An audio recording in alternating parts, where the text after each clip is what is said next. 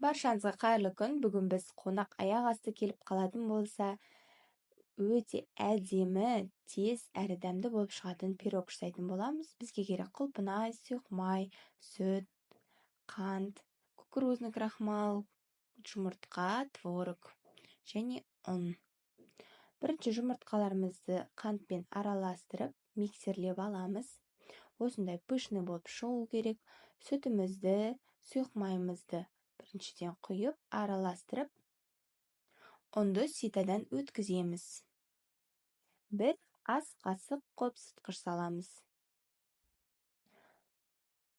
Енді біздің тестамыз дайын болды.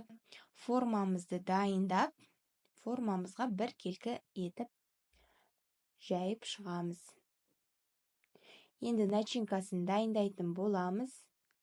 Начинкаға 500 грамм творог, жұмыртқа, қантымызды өлшеп саламыз.